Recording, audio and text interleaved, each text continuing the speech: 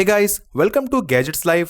सो iOS 26.4.1 को इस्तेमाल करते हुए मुझे ऑलरेडी 3 दिन कंप्लीटली हो चुके हैं। एंड एक्चुअल में ये वाली अपडेट कैसी है in terms of stability, battery life, performance, इसी के साथ जितने भी बग्स एंड प्रॉब्लम्स iOS 26.4 में थी इसमें फिक्स हुई भी या फिर नहीं, आपको हर चीज एकदम ही कंप्लीटली बताने वाला हूँ। ऐसे होने वाला एकदम ही in depth review of iOS 26.4.1 update. As यहाँ पे आप देख सकते हैं इस iPhone 17 Pro में इसको मैं ऑलरेडी इस्तेमाल कर ही रहा हूँ। So make sure to watch this video till end. अगर आप में से किसी ने अपडेट नहीं करा है एंड आप लोग देखना चाहते हो अपडेट करने से पहले एक्चुअल में अपडेट का रिव्यू कैसा है, तो सबसे पहले बात करते हैं स्टोरेज की, क्योंकि यहाँ पे स्टोरेज काफी ज्यादा इंपॉर्टेंट हो जाती है। कुछ अपडेट्स में यहाँ पे स्टोरेज काफी अनयूजुअल तरीके से फ्लक्चुएट होती है, स्टोरेज काफी रिड्यूस हो जाती है फोन की, मतलब जितनी भी अवेलेबल स्टोरेज होती है। इस वाली अपडेट में आप देखेंगे यहाँ पे जो iOS डेटा है वो एग्जैक्टली उतना ही है, लगभग इससे जितना पहले वाली अपडेट में था, लगभग 22 GB के आसपास, जिसमें यहाँ पे जो एप्पल इंटेलिजेंस है वो भी अच्छा खासा साइज ले लेता है जिन डिवाइसेस में यहाँ पे एप्पल इंटेलिजेंस का सपोर्ट है। एंड बाकी यहाँ पे जो मेजरली iOS डेटा है वो यहाँ पे 14.24 GB के आसपास है।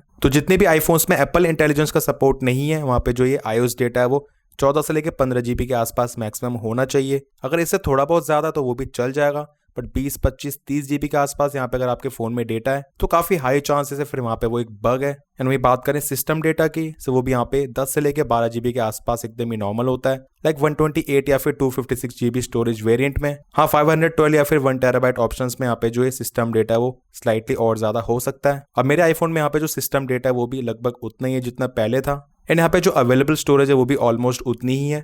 So that is why storage के मामले में ये वाली अपडेट एकदम ही सॉर्टेड है, कोई भी आपको इशू फेस नहीं होगा। एंड इनकेस अगर इससे पुरानी वाली अपडेट में आपके फोन में कोई भी बग आ रहा था रिगार्डिंग स्टोरेज, देन उस केस में इस वाली अपडेट को इंस्टॉल करने के बाद वो बग फिक्स भी हो जाएगा। एंड जितना भी आईफोन स्टोरेज में जाके आपको iOS एंड सिस्टम डेटा दिखता है वो बैक टू नॉर्मल हो जाएगा। नेक्स्ट इसके बाद बात करते हैं वाईफाई परफॉर्मेंस की या फिर नेटवर्क्स की। अब क्योंकि इस वाली अपडेट में जो मॉडर्न फर्मवेयर है वो एक्जैक्टली सेम है iOS 26.4 की तरह, so that's why network performance में आपको यहाँ पे कोई भी डिफरेंस नहीं दिखेगा, like in terms of connectivity. तो इनकेस ब्लूटूथ की कनेक्टिविटी या फिर वाईफाई की कनेक्टिविटी के रिगार्डिंग आपको कोई भी बग या फिर प्रॉब्लम फेस हो रही थी तो काफी हाई चांसेस है इस वाली अपडेट में भी आपको यहाँ पे वो चीजें कंटिन्यू होती हुई दिखाई दे सकती हैं, क्योंकि यहाँ पे मॉडर्न फर्मवेयर चेंज हुआ ही नहीं है। बाकी समटाइम्स छोटे मोटे बग्स सेम मॉडर्न फर्मवेयर होने के बाद भी फिक्स हो जाते हैं, क्योंकि अल्टीमेटली यहाँ पे हम अपडेट को इंस्टॉल कर रहे हैं। सो यहाँ पे बैकग्राउंड में सभी चीजें चेंज हो रही हैं, क्योंकि यहाँ पे इस वाली अपडेट का बिल्ड नंबर भी अलग है। सो कहने का मतलब यही है, छोटे मोटे बग्स यहाँ पे फिक्स हो सकते हैं, बट अगर आपके फोन में कोई मेजर इशू है रिगार्डिंग कनेक्टिविटी नेटवर्क्स,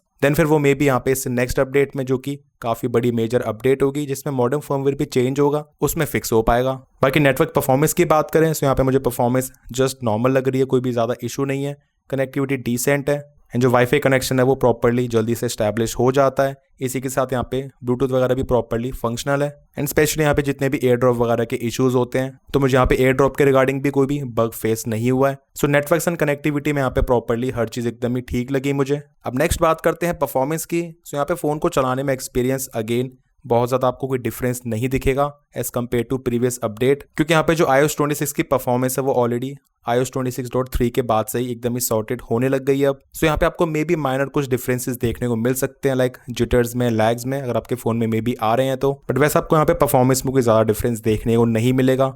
यहाँ पे आप देख सकते हैं बेंचमार्क स्कोर्स को, जो कि अच्छे निकल कर आए हैं 26.4.1 में, एंड इससे पहले यहाँ पे 26.4 में स्कोर्स स्लाइटली कम थे। बाकी इतना डिफरेंस एकदम ही नॉर्मल है, चलता रहता है, क्योंकि इतना डिफरेंस यहाँ पे एक ही अपडेट के वर्जन में भी आ ही जाता है बेंचमार्क को मल्टीपल टाइम्स रन करने पे। बाकी परफॉर्मेंस में मेन चीज यहाँ पे होती है लैग्स, जिटर्स, इसी के साथ टच रिस्पॉन्स किस तरीके से काम कर रहा है, एंड कोई भी डिले या फिर लैग वगैरह तो नहीं है, तो वो यहाँ पे चीज आपको नोटिस नहीं होंगी। परफॉर्मेंस इन सभी चीजों में एकदम ही सॉर्टेड है। बाकी हाँ, एक चीज यहाँ पे मैंने नोटिस करी है जो कि iOS 26 में काफी टाइम से चली आ रही है, लाइक इस तरीके से हम कभी भी किसी भी एप्लीकेशन को एकदम से बैक करके राइट की तरफ ऐसे स्वाइप करते हैं तो एक बार यहाँ पे काफी मेजर लैग आता है, बट वो जस्ट एक बार ही आता है, उसके बाद वो काफी टाइम के बाद आता है फिर। तो वो चीज मुझे यहाँ पे अभी भी कभी कभार देखने को मिल जाती है। अगर आप में से भी किसी ने उस चीज को नोटिस करा है कमेंट सेक्शंस में जरूर बताना। इसके बाद नेक्स्ट बात करते हैं सबसे ज्यादा इंपॉर्टेंट चीज की, जो है बग्स एंड इश्यूज। सबसे पहला बग यहाँ पे आप देख सकते हैं, मैंने डायरेक्टली व्हाट्सएप को ओपन करा हुआ है। इसमें मैं जैसे ही जाता हूँ कीबोर्ड के अंदर इमोजी वाले सेक्शन में, अब यहाँ पे मैं जैसे ही क्लिक करता हूँ फर्स्ट इमोजी पे, सो यहाँ पे आप देखेंगे इसको सेंड करने के बाद मैं वापस से इसको जैसे ओपन करता हूँ, मुझे यहाँ पे इस पे कभी कभार 2 बारी टैप करना पड़ेगा। तो कभी कभार यहाँ पे 1 बारी टैप करने पे इस तरीके से हो जाता है, बट समटाइम्स यहाँ पे इस पे 2 बारी टैप करना पड़ता है। एज यहाँ पे आप देख सकते हैं इसमें मुझे अभी 3 बारी टैप करना पड़ा, अभी वापस से 2 बारी टैप करने पे हो रहा है। अब जो ये वाली चीज़ है वो एंटायरली सभी इमोजीज के लिए काम करती है, नॉट जस्ट ऊपर वाला यहाँ पे जो लेफ्ट इमोजी है। एज यहाँ पे आप देखेंगे मैं इस तरीके से टैप करूंगा तो मुझे यहाँ पे 2 बार टैप करना पड़ेगा इस पे, इसको एंटर करने के लिए एंड इसी तरीके से किसी भी और इमोजी के लिए। अब जो ये वाला बग है वो iOS 26.4 में आ गया था, उसके बाद मुझे लगा यहाँ पे इस वाली अपडेट के बाद वो फिक्स हो जाएगा। एंड अपडेट को इंस्टॉल करने के बाद यहाँ पे कुछ टाइम तक ये नोटिस नहीं हुआ था, पर तकरीबन 1 दिन के बाद ये वापस से आ गया। सो आपको मैंने बताया था मैं आपको रिव्यू वीडियो में जरूर से बताऊंगा इस वाले बग के बारे में। ये फिक्स नहीं हुआ है, जस्ट यहाँ पे एग्जैक्टली सेम तरीके से है, जो कि काफी इरिटेटिंग है। अभी वाली चीज स्पेशली तभी होती है जब हम जल्दी से यहाँ पे टाइपिंग करने की कोशिश करते हैं या फिर इमोजी को एंटर करने की कोशिश करते हैं। जैसे हम थोड़ा सा पॉज ले लेते हैं इस तरीके से, तब फिर एक बार में यहाँ पे कोई भी इमोजी एंटर हो जाता है, बट हम जैसे ही जल्दी से यहाँ पे एंटर करने की कोशिश करते हैं तो ऐसा लगता है यहाँ पे कीबोर्ड थोड़ा सा लोड होने में टाइम ले रहा है एंड उसी दौरान यहाँ पे फर्स्ट क्लिक में लोड नहीं करता इस तरीके से। अब क्योंकि इस तरीके की चीज़ पहले कभी भी नहीं रही है, ये पहली बार iOS 26.4 में मुझे नोटिस हुई है, so that is why I would say ये एक बग है। बाकी इसके अलावा एक और बग यहाँ पे मैंने नोटिस करा था iOS 26.4 में, वो है ट्रू टोन का काम ना करना। मतलब काफ़ी बार ऐसा हो रहा था ट्रू टोन को ऑन करने के बाद कुछ भी हो ही नहीं रहा था, यहाँ पे जो डिस्प्ले का एम्बिएंट टेम्परेचर वगैरह होता है उसमें कोई भी बदलाव नहीं था। अब यहाँ पे आप देखेंगे जैसे मैंने इसको ऑन करा है, यहाँ पे ज़्यादा वार्म टोन ऐड हो गया डिस्प्ले पे, जो कि ऐसा ही काम करना चाहिए। अब इस चीज़ में आई वुड से iOS 26.4 से वाली चीज़ थोड़ी बेटर हुई है, बट अभी भी यहाँ पे एकदम ही परफेक्टली काम नहीं कर रहा है, इवन अंधेरे में भी। जबकि यहाँ पे इसको ऑन करने के बाद उस कंडीशन में डिस्प्ले का टेम्परेचर बहुत ही ज़्यादा वार्म हो जाता है, वहाँ पे भी कुछ भी बदलाव नहीं होता है एंड यहाँ पे इस तरीके से एकदम ही कूल टेम्परेचर शो ही करता रहता है ऑन करने के बाद भी। सो 2-3 बार मुझे इस तरीके से नोटिस हुआ है, बट हाँ पहले से काफ़ी ज़्यादा बेटर है एंड 80% ऑफ द टाइम यहाँ पे जो ट्रू टोन है वो प्रॉपरली काम कर रहा है। बाकी इसके अलावा तो मुझे ऐसा यहाँ पे कोई भी बग या फिर प्रॉब्लम फेस नहीं हुई है इस वाली अपडेट में। एंड जिस तरीके से कीबोर्ड में आपको एक स्लो डाउन या फिर लैग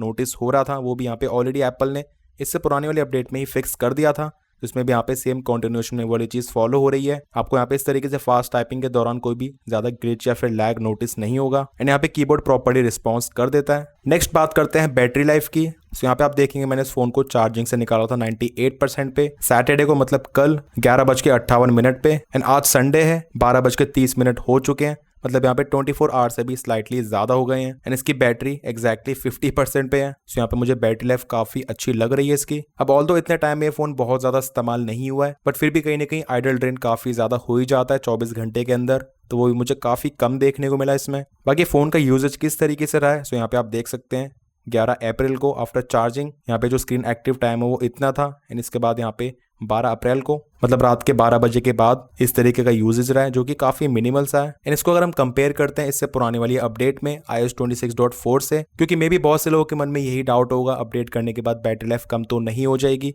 तो ऐसा बिल्कुल भी नहीं है। आपको यहाँ पे जो बैटरी की लाइफ है वो ऑलमोस्ट सेम मिलेगी। हाँ ऐसा भी नहीं कि आपको यहाँ पे कोई इंप्रूवमेंट देखने को मिलेगी, क्योंकि ये वाली अपडेट मेनली यहाँ पे बग फिक्सेस के लिए निकाली गई थी। सो आपको बैटरी लाइफ ऑलमोस्ट वैसी ही मिलेगी, जो कि मेरी नज़र में काफ़ी ज़्यादा अच्छी है। आपको एकदम ही स्टेबल बैटरी लाइफ मिलेगी एंड रात में जो आइडल बैटरी ड्रेन होता है वो भी काफ़ी ज़्यादा मिनिमल है। एंड सभी चीज़ों के बाद आ जाता है मेन क्वेश्चन कि आपको इस वाली अपडेट को इंस्टॉल करना चाहिए। डेफिनेटली येस, एज यहाँ पे जो अपडेट का साइज है वो काफ़ी ज़्यादा कम था, यहाँ पे आप देख सकते हैं अंडर 700 MB, तो ऐसा कुछ भी नहीं कि आपके फ़ोन में कोई बहुत ज़्यादा मेजर बदलाव आ जाएगा। लाइक जिस तरह की परफॉर्मेंस बैटरी लाइफ आपको ऑलरेडी देखने को मिल रही है ऑलमोस्ट वैसी ही देखने को मिलेगी। एंड इन केस अगर आपके फ़ोन में कोई भी बग या फिर इशू आ रहा है सो मेजरली यहाँ पे उसको फिक्स कर देगा, क्योंकि हर किसी के आईफोन में अलग अलग तरह के बग्स आ सकते हैं। बाकी काफ़ी सारे कॉमन बग्स भी होते हैं, तो उन सभी चीज़ों को यहाँ पे फिक्स करने के लिए एप्पल अपडेट्स को रिलीज करता है। अब काफ़ी सारे लोगों के सवाल आते हैं, वो लोग आईफोन 13 में, 12 में या फिर आईफोन 14 वगैरह में iOS 18 को इस्तेमाल कर रहे हैं, क्या उनको अपडेट करना चाहिए? वेल अगर आपको iOS 26 में अपडेट करना है, आपका मन है, जितने भी नए फीचर्स मिलते हैं उनको इस्तेमाल करने का मन है, इसी के साथ इस तरीके से जो भी आपको लिक्विड ग्लास डिज़ाइन मिलता है, अगर आपको एक्सपीरियंस करना ही है देन आप इस टाइम पे डेफिनेटली अपडेट तब भी कर सकते हो, क्योंकि यहाँ पे जो iOS 26 है वो काफ़ी स्टेबल हो चुका है एंड आपको स्पेशली पुराने फ़ोन्स में ज़्यादा प्रॉब्लम नहीं देगा। बट जो इनिशियल स्टेज थी उस टाइम पे आपके पुराने फ़ोन्स में प्रॉब्लम काफ़ी ज़्यादा आ सकती थी, स्पेशली हीटिंग या फिर बैटरी लाइफ के रिगार्डिंग। बट इतना एकदम ही कंफर्म है कि आईफोन 12, आईफोन 13 में आपको परफॉर्मेंस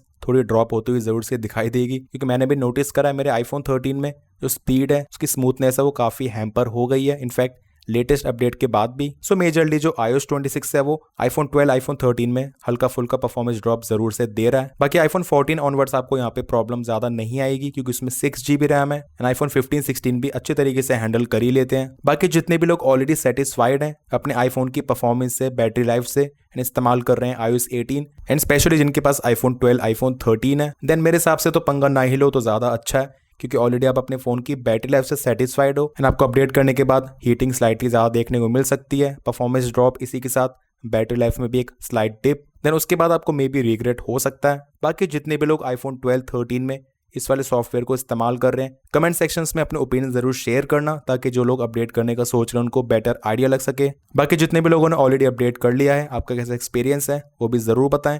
वीडियो पसंद आए, इन्फॉर्मेटिव लगा तो make sure to like this video. Channel पर नहीं हो तो make sure to subscribe this channel along with bell icon. कोई भी डाउट्स है फिर क्वेरीज हैं, you can ask in the comment sections. मिलते हैं मेरे नेक्स्ट इन्फॉर्मेटिव वीडियोस में। Till then take care.